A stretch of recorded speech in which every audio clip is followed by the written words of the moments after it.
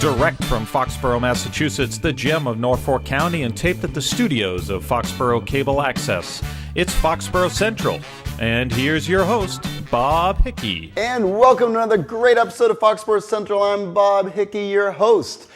Continuing with our election coverage, Cable Access brings you all the candidates, and now we're going to speak with the longest serving member of our Board of Selectmen, Lynda Walsh. Ms. Walsh, how are you doing today? Thanks for 6 years. 6 years so far, yes. So far, 6 years, looking 2 forward terms. to another 3. Yes. Well, I'm looking forward to talking to you to find out what you want to do in the next 3. Great. But now we've got the last 6. And actually, Lynda, before we even get to your introduction, I'm going to make full disclosure. Not only you will volunteer with us with Foxborough Cable Access, serving on our board of directors, but I've known you since day one when I moved to town, and we in fact joined the Foxborough JCs together.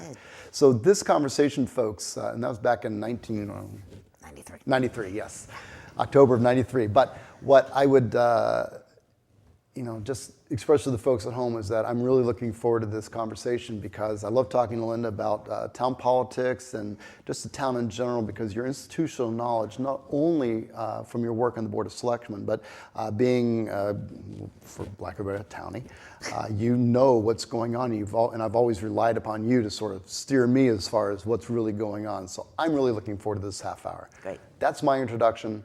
Now yours. Who are you and why are you here? Well, Bob, I am Lynda Walsh, and I am a lifelong resident in town, or otherwise known as a townie. I went through the school system, graduated in 1979 from Foxborough High, and I live on Pond Ave, right near the Foxborough Company, in between the two of them, which is now Invensys. And just always, I just have love for the town, Bob, and help wherever I can. And the next step after a JC's career, when they're cut off at 40, is, get into town government. It does seem to be a recurring thing. That's not that my career is any, and of course it's a volunteer opportunity. That's what folks need to remember at home, is that being a selectman is a volunteer opportunity, right, as are any of these other positions in town, the elected positions. So thanks to you and everybody else, first and foremost, for volunteering your time. And I know it's more than just the 2 hours a week they put in the brochure. Yes, it is more than 2 hours. But you know what? You just got to think about all the things that you learn. Just as a JC, we learned how to do certain things, community projects, and the education that I've gotten over the last 6 years. I thought I knew everything about the town, but I didn't, Bob. And so I'm still learning, and every day's an improvement. Every day is something new, and it's exciting. It's rewarding, and I look forward to learning more. Well, that's what they say about a good leader, always learn something new. And I know that in my work environment as well as here in town, if you keep your ears open and you have the perspective that there is always going to be a better way to do something, and I can modify my approach to better meet a need, right, that's a healthy approach. And as we talk about your career is the wrong term, because you've always been volunteering for the town, and as I mentioned before, you're in the board of directors of Foxborough Cable Access. You took a healthy role in many. Hurricane Sandy was the last time we had you on these channels, when you and other community volunteer Chris Long were coordinating the emergency relief efforts to support the families who are in need down in New Jersey and New York. And that was a great project. Sure. And that's sort of a taste of what you bring to the table that's not selectman related, which fascinates me, because where do you find the time to do these things? Well, unlike other board members, I have no children, so I have extra time, But you do have a career. But I do have a career, yes. I work in... And you're a vice president with? Vice president of web-based printing at Priority Printing and Mailing in Canton. Okay. Yes. I've been in the printing, let's say, industry for the last 30 or so years. Prior to that, I did work for Invensys. Now, currently, Invensys is one of our largest clients. So I work with folks there on a daily basis, getting their, fulfilling their printing and fulfillment needs and things like that. So I still stay in touch with everybody that I worked with them, 20, 30 years ago. So Well, it's great. I'm going to apologize because I'm going to skip around a little bit because as we had this conversation, and I know that we only have a half an hour and I'm not going to get to everything that I want to talk about, so feel free to interrupt anytime you want. Okay. Because as we know, I can talk. Yes, we know Bob. As a member of the Board of Selectmen, in your role with the printing company, you've already received an opinion from the State Ethics Commission that says that there is no conflict. You're able to work on all things Invensys related because you don't work for them or have a relationship with them outside of what they do with your company. Exactly. So we can talk about TIFs. We can talk about the future of Foxborough, and you can participate fully. Yes, I can. I have a full disclosure. I put a full disclosure out to Bob, probably my first term. Bob Cutler, yes, town clerk. our town clerk. Just to let them know that yes, Invensys is a client. Well, I've changed companies a couple of times, so I just updated it that I'm working at printing, priority printing and mailing. And that sounds like it's going well. And it's going well, yes. And they give you the time to do all the things you need to do here in town. Yes, they understand. Not every employer is that understanding. No, but I make up for it on other ways, of course, like well, you don't get to be a vice president if you don't do that. So yes. There you go. Yeah. So let's talk about Invensys. That's an issue front and center, and we can talk in a second about your accomplishments over the last 6 years. But of course, being a re-election campaign, I'm very interested in with Invensys having before the town the tax incentive offer, if you will. What are your thoughts on that? Well, my thoughts, Bob, are as I mentioned, I work with the folks at the Foxborough at Invensys on a daily basis, basically. But I also do business here in town with, let's say Primo's, Cumberland Farms, the gas stations, Strudels, the, all the restaurants within town, but also dry cleaners, also absolutely rental agents, the apartments, and the housing market as a whole. Right. If that sort of company were to leave Foxborough, that would have impacts and ramifications beyond the 900 or so folks that physically draw a paycheck there. Right. Exactly, because the 900 folks are obviously they're visiting. Many of whom live in Foxborough. And many who live in Foxborough and other towns that come in and in their lunch break they do all their little errands that they need to do right here in Foxborough. So it's the trickle down effect, and not only that, but these buildings that they have that they'd like to reinvest some money in, they would perhaps remain the way they are and. We know what happens to. You don't think there's a big market for the old Van Schot Electric Company? I don't now, no. but and interestingly, whoever were to come in, say Invensys were to leave, and we were to say no, do we not have a reasonable expectation that anybody wanting to come to Foxborough would in turn demand the same TIFs? Exactly. To come in and reinvigorate the facility. They're going to want to mitigate something. Right. Absolutely. So. Because tax incentive funding is a state program, and for better or for worse, the state has put the burden of this opportunity, and I will say burden because it is a decision and it is lost revenue, although I love it in only the government can say that a decrease in your increase is a tax cut. True. So True. I love that, but we'll let that one go. That'll be for another day. It's something that's going to face us at some point. So I guess the question comes down now to, do you support the home team or do you let them go to free agency in this hope that somebody would pick up? I suppose the Boston Red Sox have learned that lesson. Right. And my thought is, for a company that's been here through the town's ups and downs for 104 years, deserves a seat at that table and to negotiate. And I think you'll be seeing something, we'll be discussing this publicly tomorrow night at our meeting.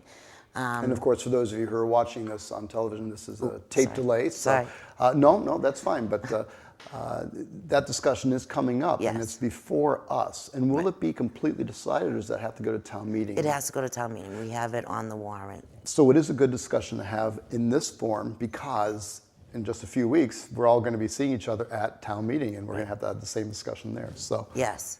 Right. You're absolutely right. But so I think that we have a team that's working with the Invensys folks, and they've been negotiating back and forth of what's fair for the town and what works out well for Invensys. And I think we've come to a happy medium, and I think that will be discussed, like I said, upcoming.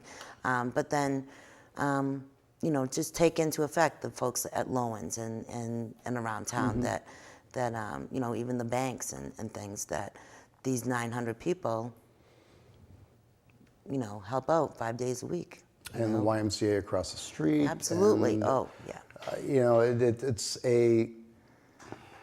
I don't think it's understated to say that we are a two-company town.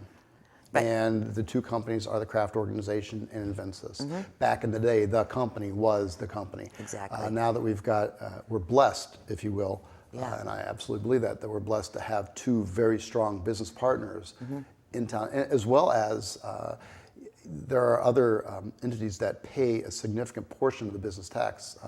The Spear Development Group, they're very key to our economy as well. Right. But our balance of business to residential is almost to the 75-25% level, and that's a very healthy mix. It is.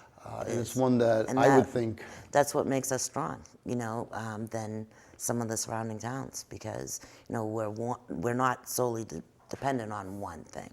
So that's why we've made it through the rough waters that we have for the past few years. It's been a rough go since the housing crisis, the subprime mortgage debacle of 2008, running into the stock market and the Lehman Brothers issue in 2009. It's been a slow road back, but we are now at pre-2009 levels, and the town seems to be well poised. How do you attribute, or what do you attribute our financial health as opposed to, say, some neighboring communities that are not in that position? What sort of? Well, we've been blessed with Randy Scollins, who really does his homework and has always looked 5 years out and dependent on where we are. Kind of giving us, look forward to that soft landing type of thing. And he is wonderful at what he does. We also have the advisory committee that kind of looks over the budget that we present before it goes to town meeting. So those folks I give kudos to, because I think a lot of it is because of them and the work they've done. Obviously it starts with the Board of Selectmen, goes to the advisory committee. Actually, it starts with our town manager. Starts with the town manager, sure. And actually the department heads presenting. And department heads, right. Everybody has to work together, and they have. Now, I know you've had to make some tough decisions over the last 6 years. And one of the tougher ones, of course, is money. And union and non-union personnel receiving 0% increases.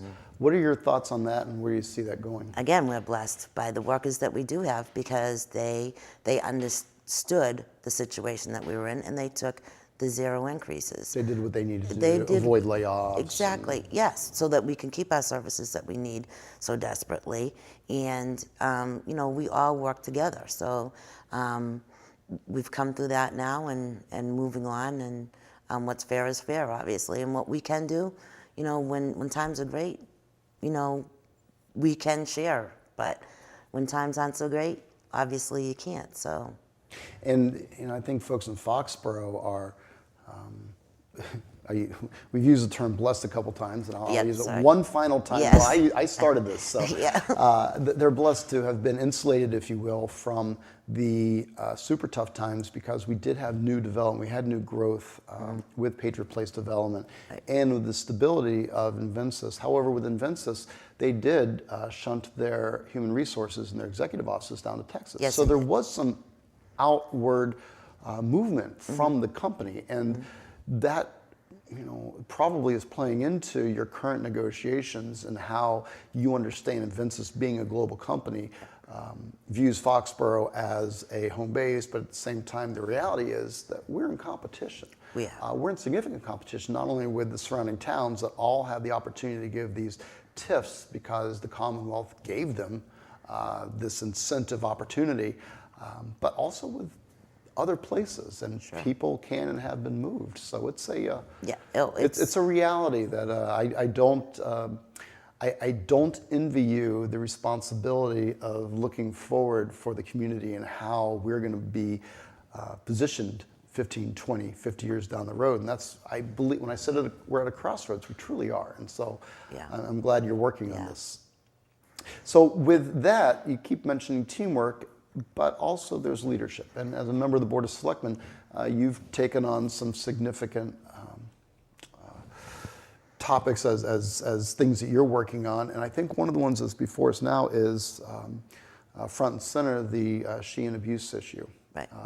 What exactly are you doing? Where are you at with that? And what do you see the town doing as a response to the allegations from 20 years ago, 30 years ago? Well, I'm not, a detective. I'm not, Cagney and Lacey or anything. And I think that, the Foxborough Police Department does a great job, and I think that they're working on that. The only position that I'm in, as well as the rest of the board, is we're going to adopt a new policy for the folks that aren't necessarily already mandated to do so, for reporting of what they believe could be, child abuse or endangerment or anything like that. So that there is something there that says if you see it, you need to report it. There's no ands, ifs, or buts. It's currently, the school is already taken care of. They have that by mandate. But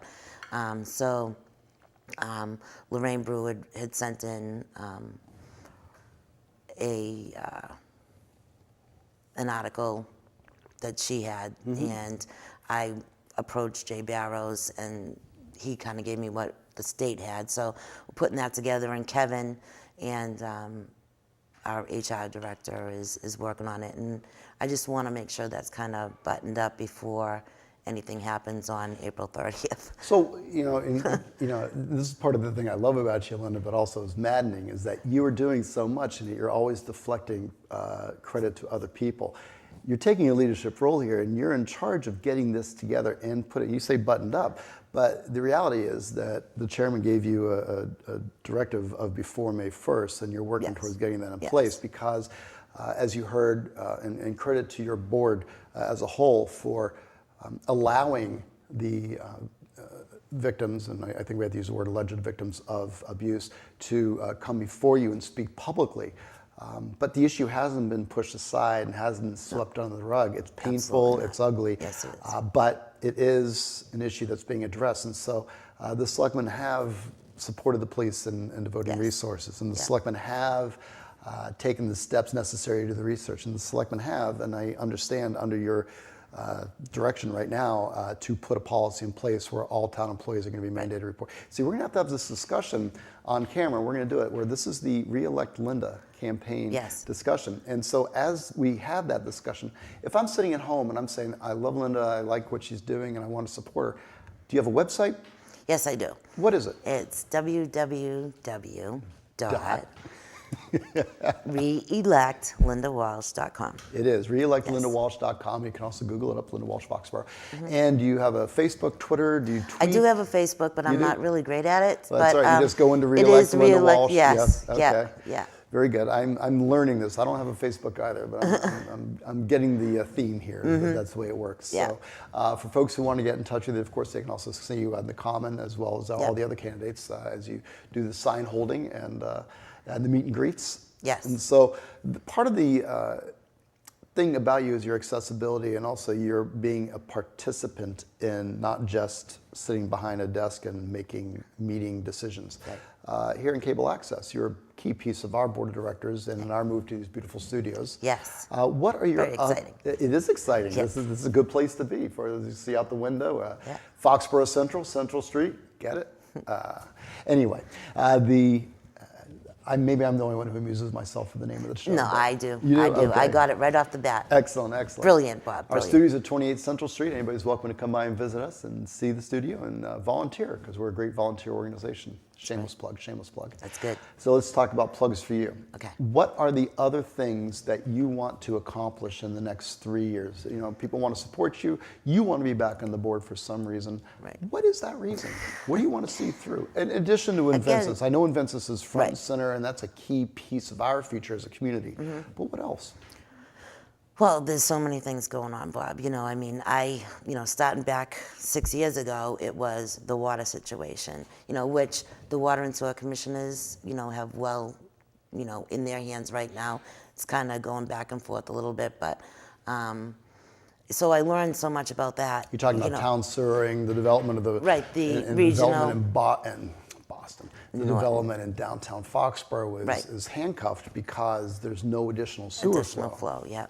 Right. So that's there's, a significant issue. It's huge, and they're doing their best, but these things take time, Bob. You know, as I always say, and you know, folks talk about, well, what has she done or anything, you know, and I think it's because of I've been coined the quiet leadership type, and you know, there's a lot of things that I do behind the scenes that don't need to be brought up or whatever. It's just go there and pitch in on a Saturday or whatever you need to do. So I think that's probably, but there's other things that need to, that have come up recently that I'd like to follow through on, you know, and I'd like to continue to learn, is there room for improvement? Always, but that's how we learn, is by jumping in and getting involved. I was watching a recent meeting of yours, and for those of you who don't know, in addition to watching live coverage on the government channels here on the cable channels, you can also go to our website at www.fcatv.org,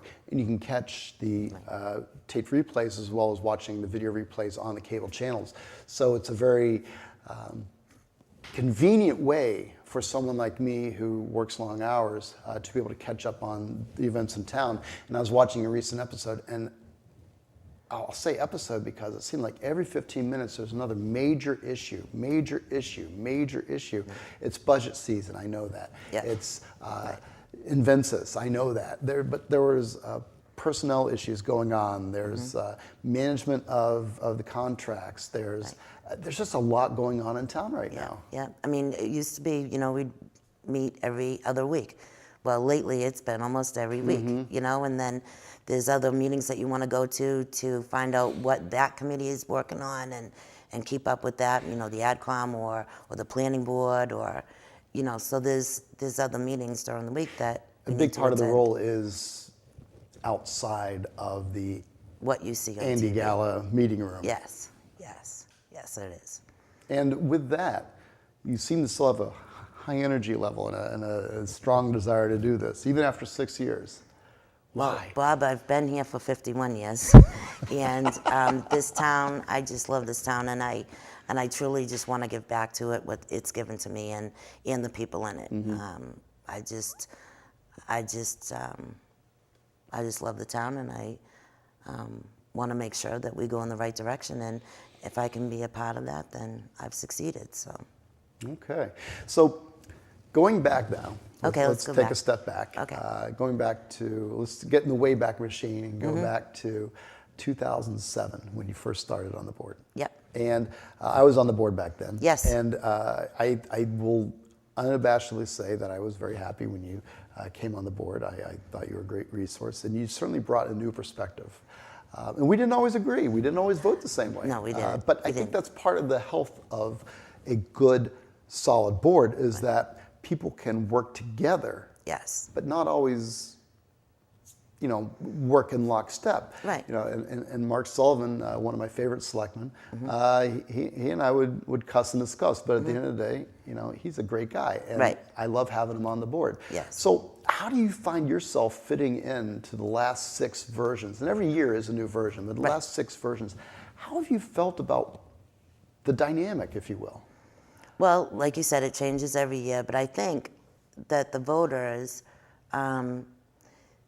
somehow have decided that, there needs to be a diversity on the board, and I think that we've accomplished that basically every year that I've been on, and I think the role that I play is just try to be, listen to both sides, listen to everything that comes in front of us, and the history of the town, because I have no problem reaching out to Jack Arthurlet at times and saying, I remember something happening. Can you help me out with this?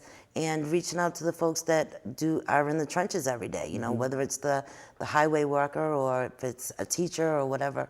And I think not that my other board members don't, but they have other skills that help us make our decisions too. So I think we have a fairly even board, and it's because of Jim DeVellis and his skills with the planning and construction and things like that, and then obviously Mark Sullivan with his construction work, and Lorraine working with the public as much as she does in her job, and Ginny having Ginny Capola being, yes, and she's definitely one who's been there, being a former state representative, and exactly. and So being she served brings us in that capacity. Yeah, so I think we have a great board, and we cover all aspects.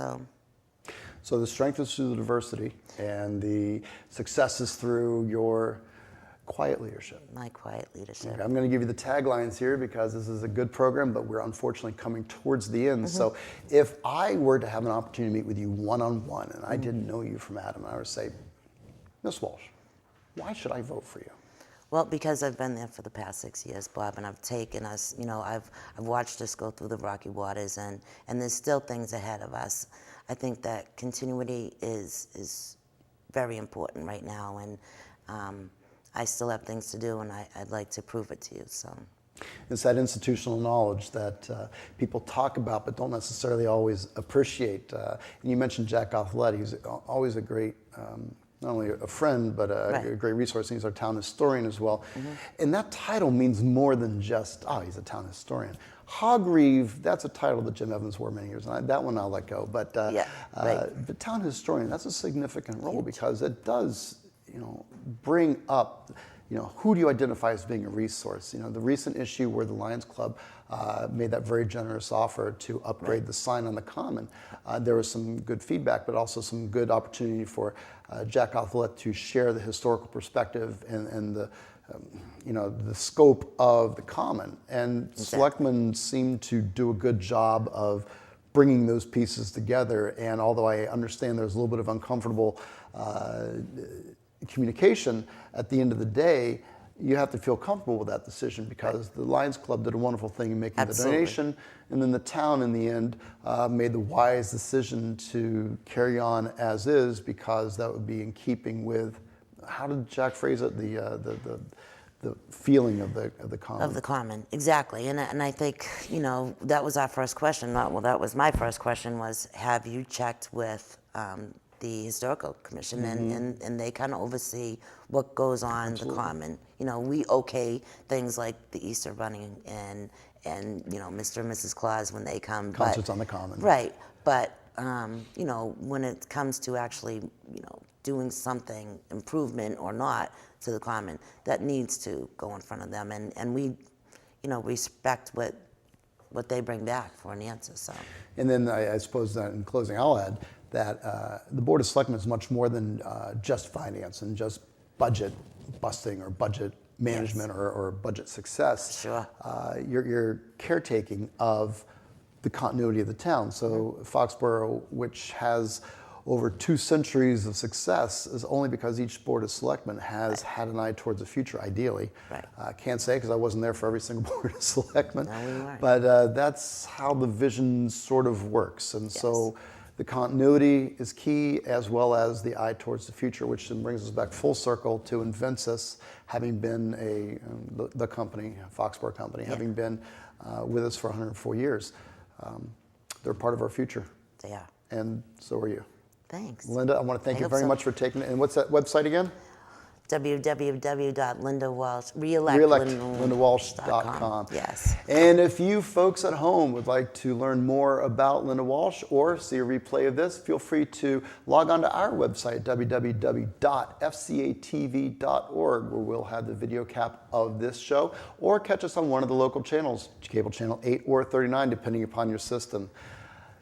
The views expressed by this candidate, as with the other 2 candidates, are not necessarily those of the host the staff, for the volunteers of Foxborough Cable Access. We want to thank Lynda as well as John and Jim for taking the time to sit with us and share with you, the viewers at home, about their vision, their ideas, and why they want to be, again, and I sometimes shake your head and wonder, but you got to smile because it shows that volunteerism is strong here in Foxborough, why they want to lead our community for another 3 years. On behalf of all the volunteers who have sat with you for these last hour and a half, Deb Storrs, Betty Travers behind the camera, Bob Loomis and Gary Nash behind the glass. I'm Bob Hickey, your host. Thank you, everybody. And remember, go out and vote on April 30th. It's important, it's your duty, and it's your right. Take care, Foxborough.